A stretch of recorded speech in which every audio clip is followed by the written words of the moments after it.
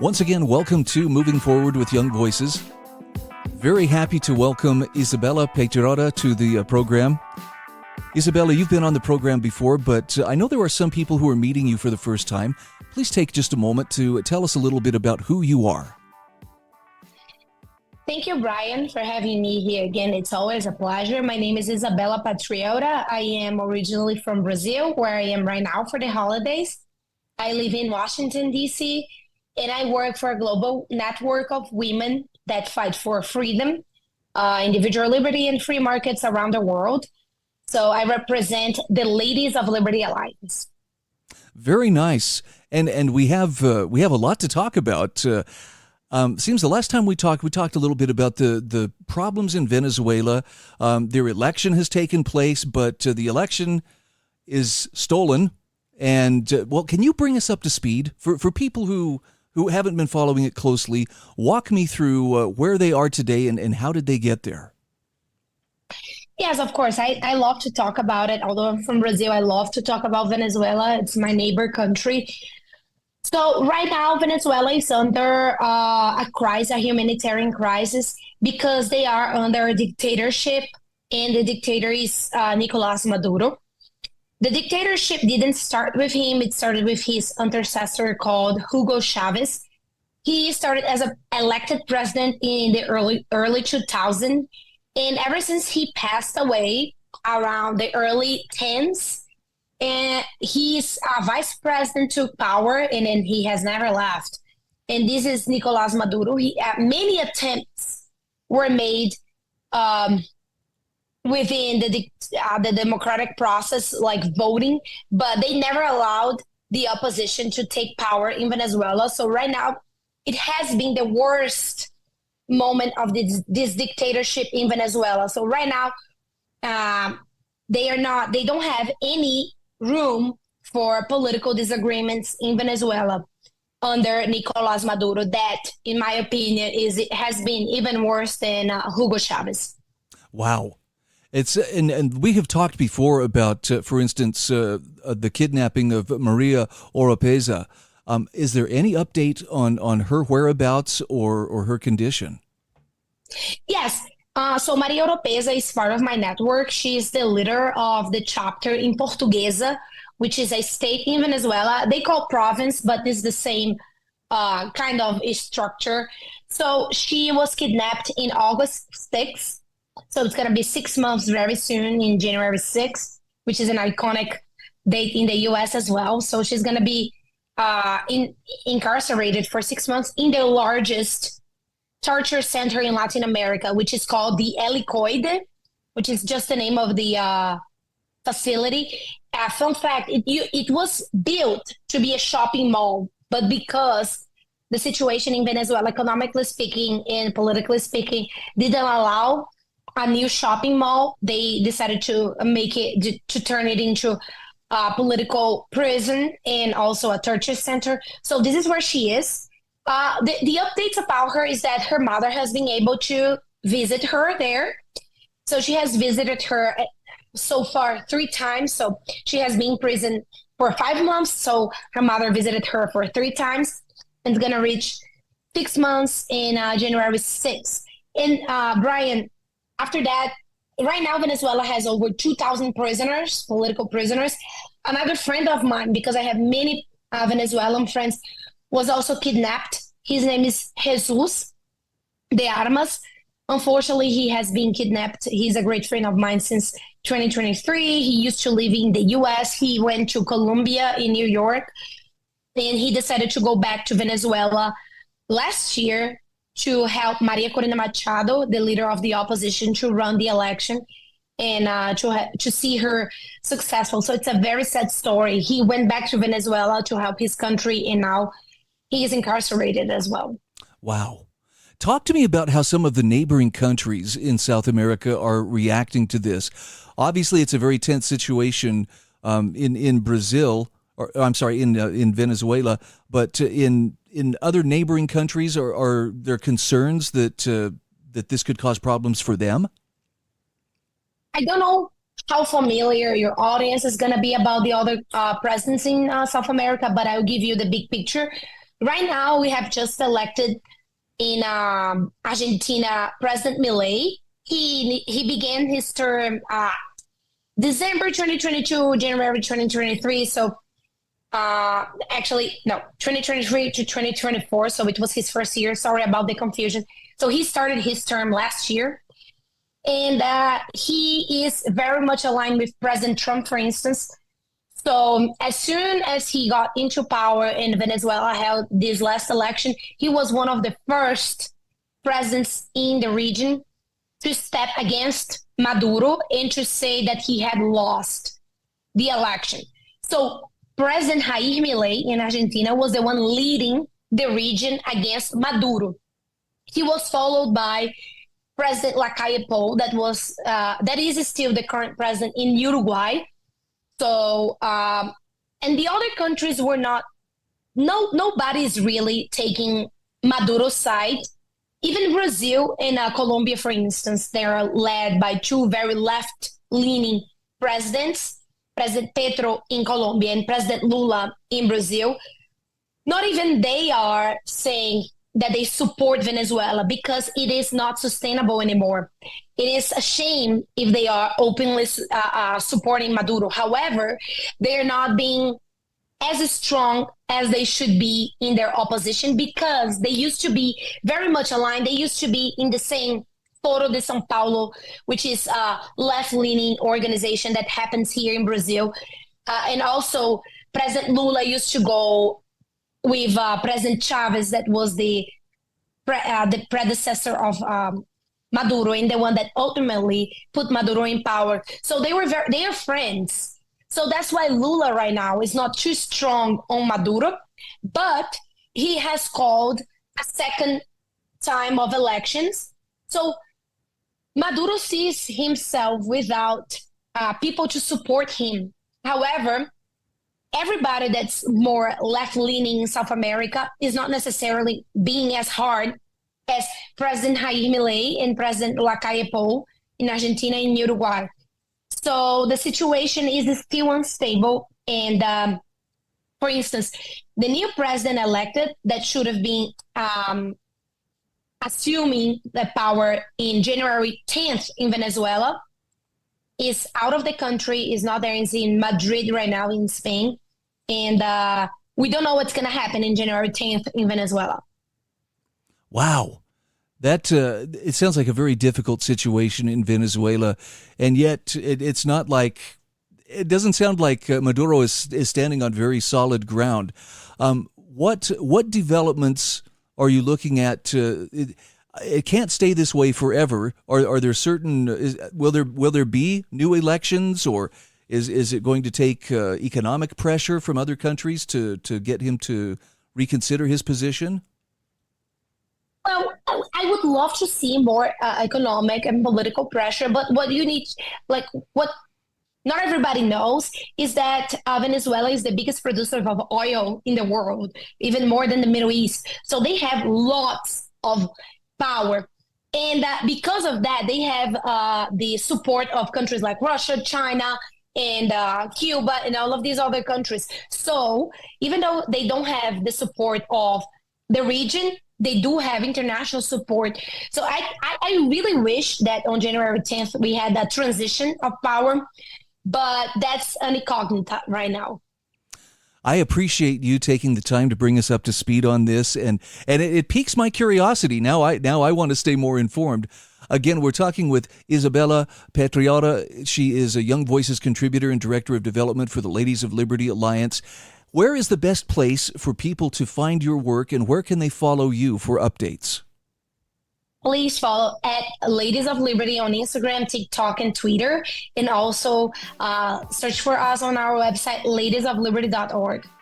All right. I wish you the very best through the rest of the holiday season. And I look forward to our next conversation. Hopefully some positive developments will have taken place in that time. Me too. Happy New Year's, Brian. And Happy New Year to you.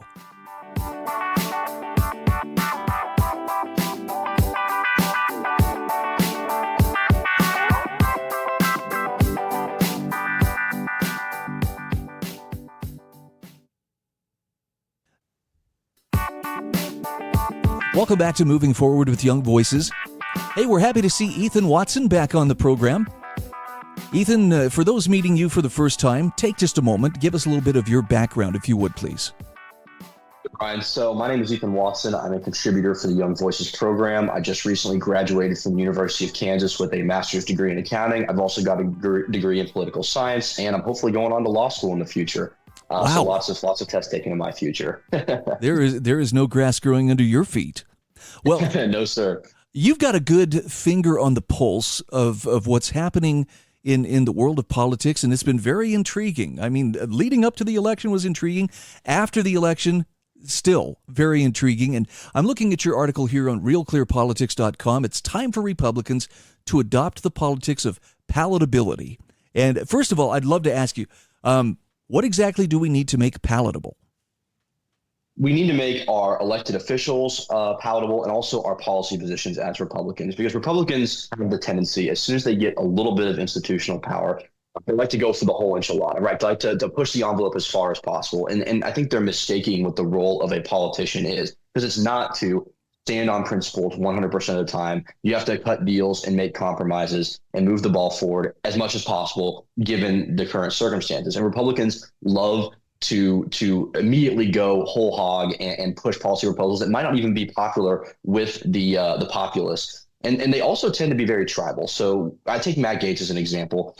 If you dared to come out and say, hey, Matt Gaetz says some wacky things, he does some wacky things, he's got these weird personal foibles that really distract from the agenda at hand, even if I agree with his politics mostly, people will call you to be not sufficiently conservative, a fake Republican and a squish. And someone called me a liberal woman in the comments section when I wrote that, which was funny because my picture is attached to the article. So I don't really even know where that one came from. But I can say, no, I agree with Matt Gaetz on policy, but I think he's a problem and a distraction. And I think we need to elect palatable people to get the job done. Now, I want to discuss the whole Matt Gaetz problem and the situation with him in just a moment. But I also want to ask you, don't the Democrats do this as well? It seems like there were some people that the Biden administration put forward that likewise were unpalatable. I'm not giving the Republicans a free pass for it, but I'm just checking. Do you see them as being the primary offenders, or are they just kind of going with the flow and doing what others do? No, you're exactly right. I mean, everyone is guilty of it. I guess I notice the Republicans doing it more because the Republicans get power so few times lately. True. And so whenever they do, it's like, I'm more of a conservative guy. I get fired up. Like, finally, we're going to get things done. And then it's time for a circular firing squad on Kevin McCarthy for no reason. And so I do notice it because it frustrates me more on the Republican side. But you're exactly right. The Democrats do this. I mean, they rally around the squad and their sort of outlandish, even like blatantly anti-American rhetoric, just because they're in their tribe and on their side. Now, on the flip side, that doesn't mean Republicans should cast out every single person who has a personal scandal. The Pete Hegseth thing, for example, this feels a little more concocted. And I think when you look at the evidence, it seems less credible than the Matt Gaetz thing. And so we do need to walk that thin line of, okay, we need to celebrate the man from the policy positions and who can get the job done. But once it becomes a distraction from the agenda, that's when it's time to say, hey, we need to go with a more palatable route. And a lot of these Trump picks have done this, right? So like you've got Herschel Walker in Georgia, you've got Kerry Lake in Arizona. They've been running these people, it seems like for years. I mean, it feels like they've been running Kerry Lake for every position under the sun. And she's just not sticking. And so instead of just saying, well, she's a Trump supporter, we need to always be loyal to her. We need to think what's going to move the ball forward. No, and those are two other great examples in Kerry Lake and Herschel Walker. I mean, Kerry Lake, looking at her, it was after she failed to win the governorship of Arizona. She still had a lot of name recognition, was very, very active. I mean, Arizona swung. I think they swung red. I think the state flipped for Trump, but she still wasn't able to triumph in her Senate run. And that would signal that even among the Republicans, who apparently turned out in larger numbers, they still weren't, they didn't find her palatable.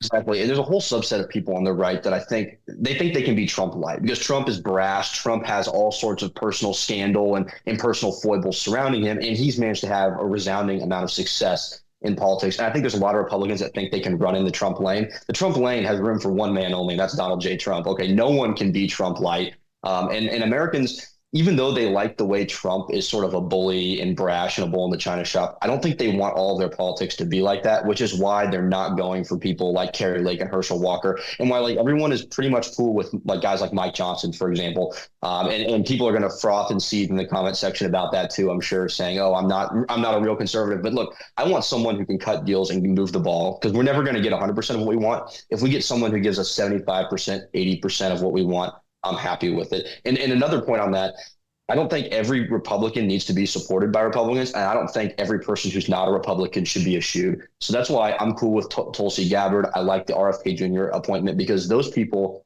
were instrumental in Trump's victory and putting us back in a position to enact change. And again, even if I don't agree with RFK Jr. on 100% of things, he's an America First guy. I think he wants the best, and he's a shakeup from the establishment, which is at its core what I want. No, I'm with you on that and agree completely. In fact, that to me was probably the most hopeful aspect of the 2024 presidential election, was seeing the coalition of support that emerged for Trump that included people that were not traditionally hardcore, vetted conservatives. That gave a lot of credibility to the idea that maybe the blob in Washington, D.C. needs a counter, which apparently enough people signed off on to say, yeah, we agree with that. Absolutely. And palatability also means not destroying your coalition over every single issue. I don't know if you've been following on Twitter. It's not covered in the mainstream media as much, but the H-1B visa debacle, yes. with Elon and Vivek on one side saying Americans are not smart enough, and then other people saying, oh, the Indians and the Chinese are coming to take our job. It's been a total mess. And James Lindsay, I believe, made this point on Twitter that they want to divide you over this tiny subset of the migration issue to distract you from the vast majority of immigration, where everyone in this coalition sort of agrees with. They want to divide you, break you on that wedge.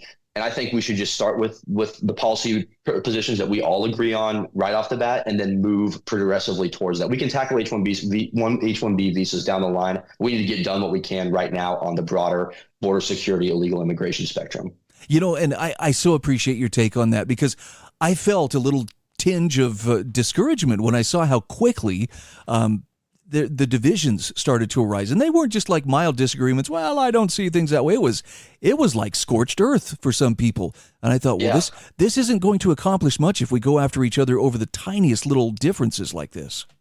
Right. Like, we shouldn't be casting out Vivek and Elon, because again, they don't maybe align with 100% what a Trump nationalist voter would say, but they helped us win power, and that's really what we need to recognize, and we need to make sure we can move the ball as much as possible. So, talk to me about some of the either appointments or policies that the upcoming administration is lining up for that would be a good example of what is palatable and is likely to help keep that coalition together.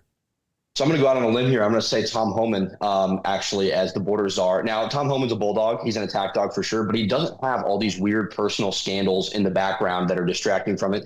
He's an incrementalist. He says, we'll start with the violent criminals, and then the gang members, and then we'll move on. We're going to take it step by step. He's going to start with where everyone, even people on the left, agree with, and move towards the goal. He's going to get as much done as possible until they stop him. He's not starting with mass deportations. He's starting with what is broadly agreed upon, and that's the exact way to approach this. And I noticed he was commenting over the weekend that a lot of the border wall material that had been sold by the Biden administration, apparently whoever bought it is saying, look, I'll sell it back to the new incoming administration for what we paid for it. So at least there's one controversy that may be resolving itself a little more quickly. But any other ones that you're keeping an eye on, or as far as policies that moving forward would likely be a good example of they should do more of this?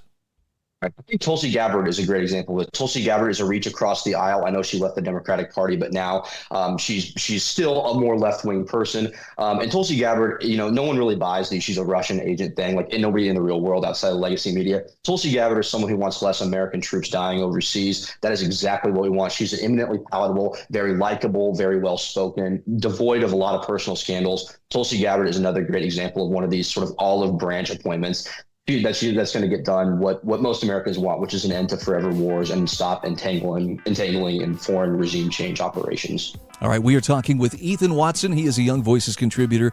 Ethan, thank you so much for taking the time to visit with us. Happy New Year to you, and where can people find you on social media? Ryan, everybody can find me on X at ERWatson13. Happy New Year to you, and thank you so much for having me on. It's always a pleasure.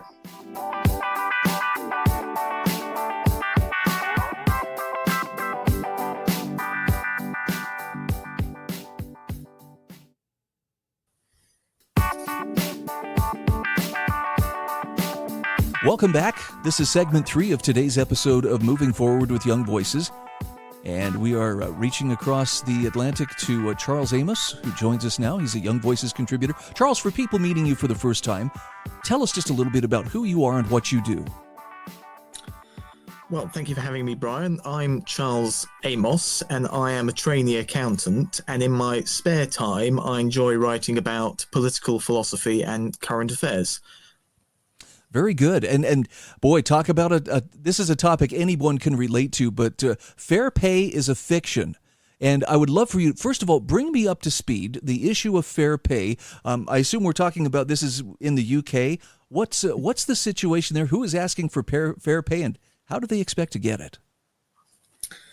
So recently, train drivers in the UK who are already paid about £60,000 have asked for an increase in their pay, and the Labour government has granted them a 9% increase in their pay. And they've argued for this primarily on the basis of we deserve this because a 9% increase is fair.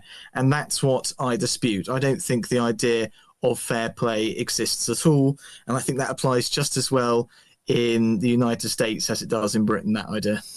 Yes, I think we have a wonderful opportunity here to learn a little bit about basic economics, free market economics from you. Now that I think of it, I would love to see, I think the fair thing would be for my pay to quadruple. But that's me determining what's fair. In this case, when they say fair pay, who is it who's saying what's fair? Is it the drivers themselves? So the drivers and other public sector workers will say, we should be paid X amount, and X amount is less than what we're currently paid, because in the past, we've been paid X amount in real terms, and inflation has eroded that wage, so we should be paid what we were originally paid in real terms. Because I think they're getting at the idea that if you've worked so hard, put in so much effort, then you're entitled to a certain amount of money compensation in terms of wages. And this is what I dispute. I think you really do have to choose between freedom and prosperity on one hand and fairness and misery on the other hand. And I'll just give an explanation as to why I think this is the dilemma for people. If you have more demand in a particular labour market and less supply, that means you're going to get higher wages. Now, if the rate of wages is tied to the level of fairness, wages can't rise as a result of that more demand and lesser supply. So what that results in is a shortage. So let's imagine you've got bin men, and there's a lot more demand for their services, but far fewer people want to be bin men. If you're going to set the level of pay according to fairness, the amount of effort, well, that hasn't changed. That's got to stay the same. So what you get is this situation where there's lots of demand for bin services, but nobody wants to be a bin man. And in the free market, the wage would increase as a result of that. And more people who would otherwise not be bin men would become bin men. There wouldn't be a shortage anymore. But if you have this idea of fairness dictating wages, you get this massive shortage. And the same occurs if you've got less demand and more supply. In the free market, you get a surplus, and then as a result, the price falls. But if fairness is dictating wage levels, you can't get that fall. And as a result, you get a surplus of workers. And what is a surplus of workers? That's unemployment.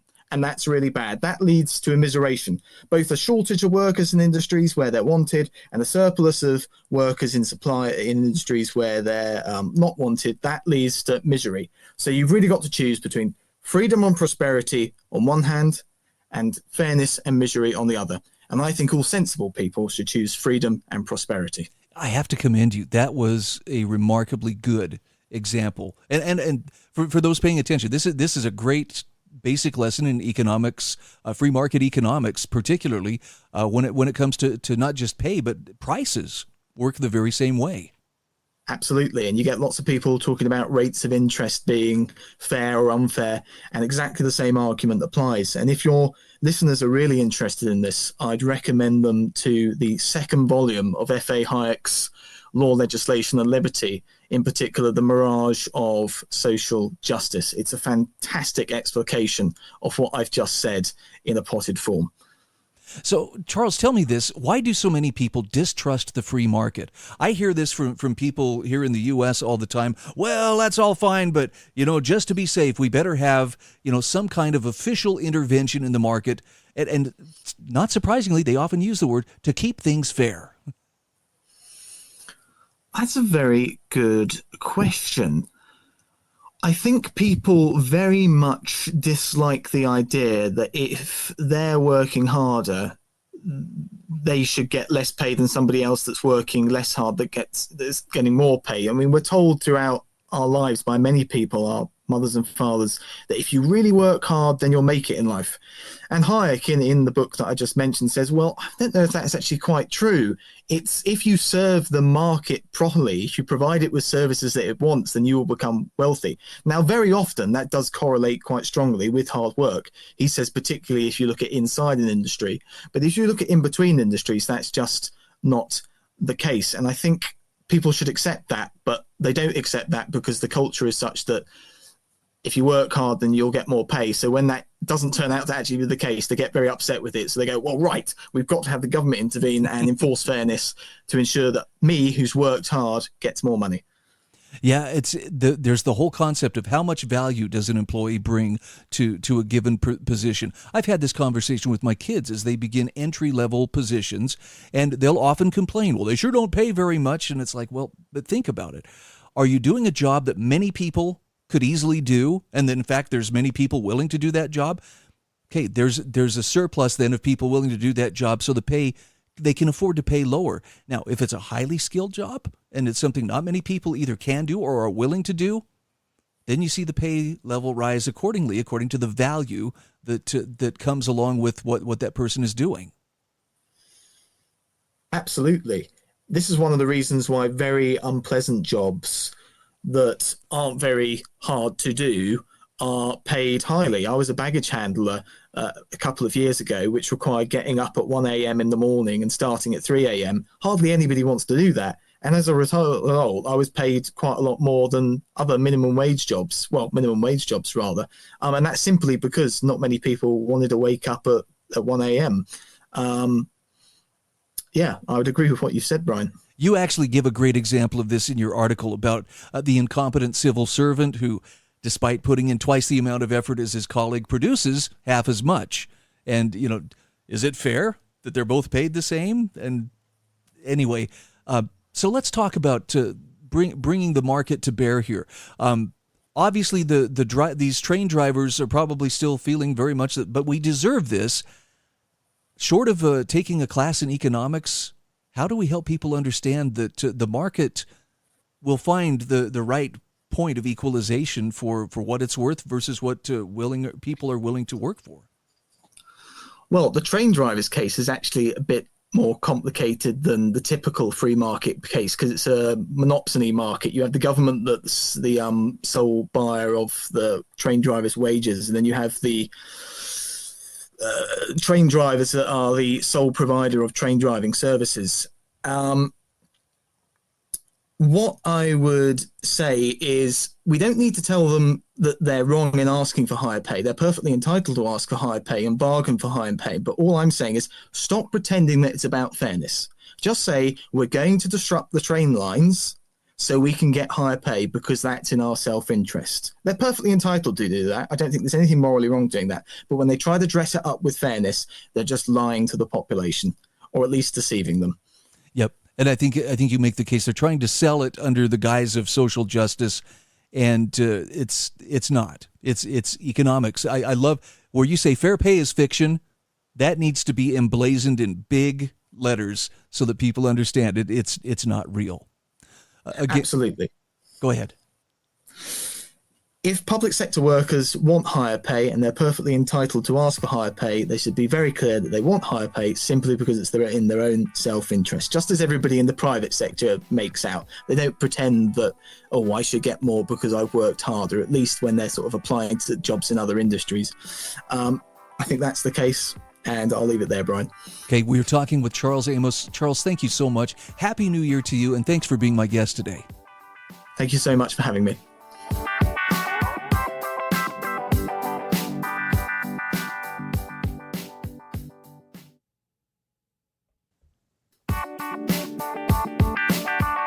Welcome back. This is our fourth and final segment today on Moving Forward with Young Voices. Happy to welcome Alex Rosado back to the program. Alex, you have been a regular guest on this show, but for those meeting you for the first time, take a moment. Tell us a little bit about yourself. Absolutely. Thank you so much for having me back. I'm Alex Rosado. I am a professional programs assistant at the Alexander Hamilton Society, and everything that I say on this radio program is representative of my own views and may not necessarily reflect the official views of the organization. All right. Having said that, let's talk about a piece that you wrote for RealClearMarkets.com.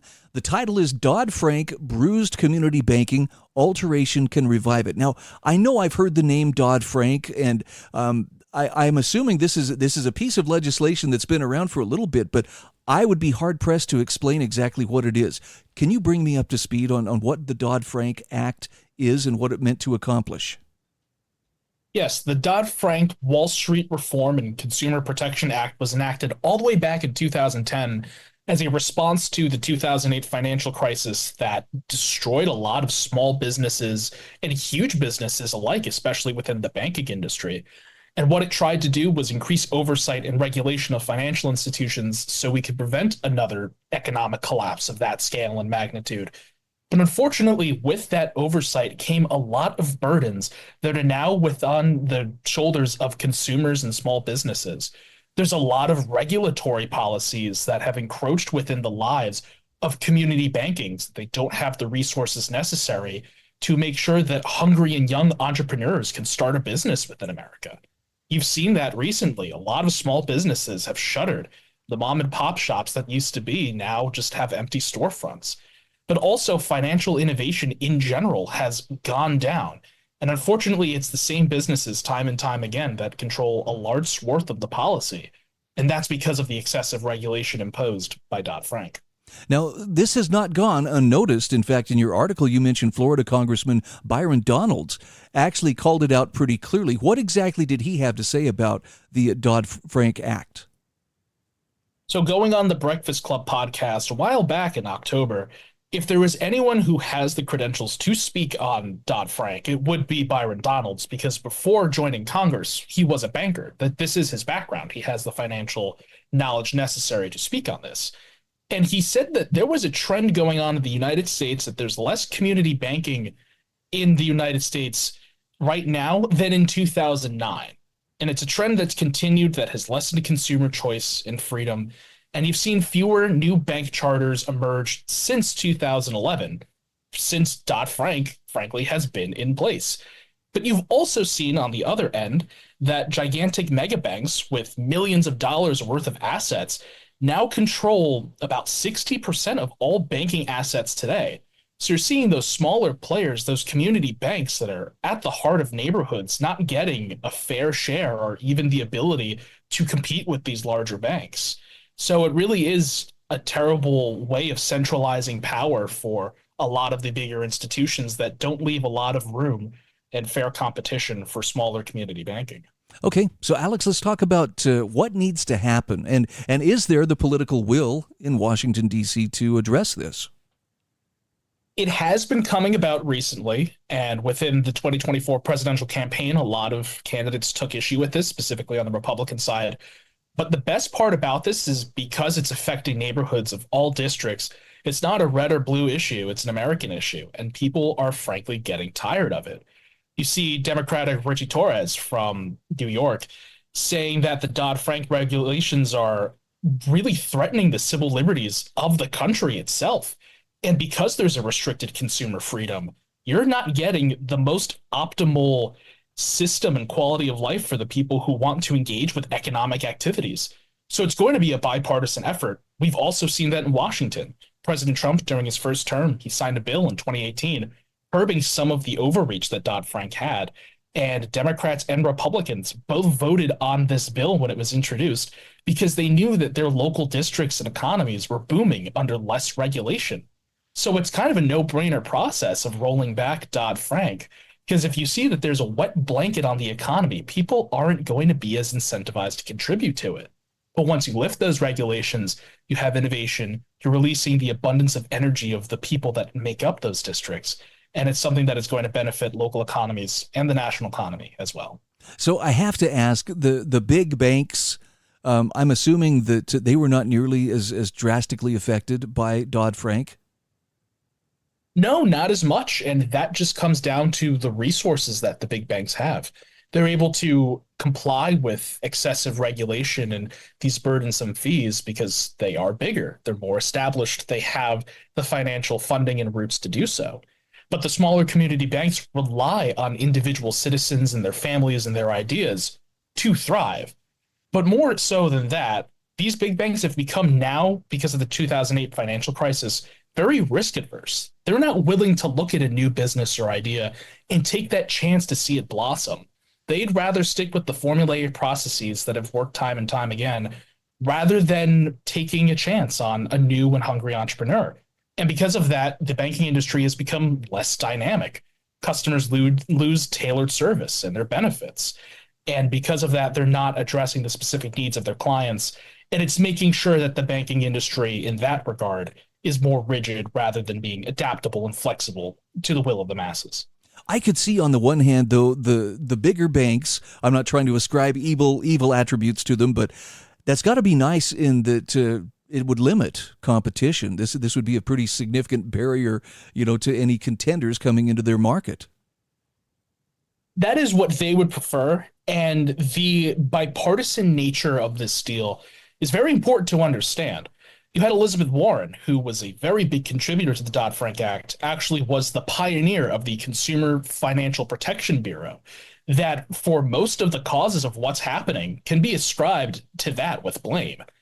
And what she wanted to do was, in her 2020 presidential campaign, break up those bigger banks. But that isn't the policy that we need. We need to make sure that the smaller players have a fair ground and an equal ground to compete with these bigger banks, making sure that we lift up those that aren't getting the attention that they need so they can thrive and continue to flourish. And if you do that, you have a way for community banking to have more resources, increase lending to their communities, making sure that they're able to provide the resources necessary for those consumers to be active and also make a financial life independent of what they do, say within a job or other types of income that they're getting. So it's an entrepreneurial aspect in the way, and we see that regulation isn't the answer, but economic liberty is the solution. Now, you mentioned in your article that the Department of Government Efficiency, or DOGE, actually could be one of those advisory councils taking a good hard look at this. Does that lend some weight to any decisions to take action on Dodd-Frank? Absolutely. And as of right now, it's important to note that DOGE is still very much an idea. DOGE needs to be set up by Congress so it can actually do the government oversight and stripping away a lot of that, I would say, excess of resources that we're seeing, especially with lazy government policies that like to spend like nobody's watching. Elon Musk has expressed willingness to abolish the Consumer Financial Protection Bureau, which would be very helpful in that regard, and bringing power back to the people in terms of economic liberty and resources. And as you point out, most importantly, this would be a boon to small banks because it would lighten their regulatory burden and give them the freedom to, well, first of all, be. Exactly. They can exist, which is a lot better than what's happening right now. There would be a growth within local communities to actually understand what's going on with their economic policies, because in trying to curb the too big to fail banks and their predatory practices, they've regulated the entire field so that way it stays stagnant. But we don't want stagnant, policy. We want growth. We want to see lower compliance costs for banks, which would increase lending capacity so people can actually get what they need from community bankings. They have more freedom to determine their operations with the potential to expand, get out of those communities, and make sure that there is a financial backbone to districts, just like what congressmen are hoping for. Well, so it really is a way of promoting economic opportunity for everybody. I find myself in violent agreement with you. Of course, I'm that way when someone says less regulation, more economic liberty. That's going to be the outcome every time. Again, we're talking with Alex Rosado. Alex, how can people follow you on social media? You can find me on Twitter/X at Alex P. Rosado. Thank you so much and Happy New Year.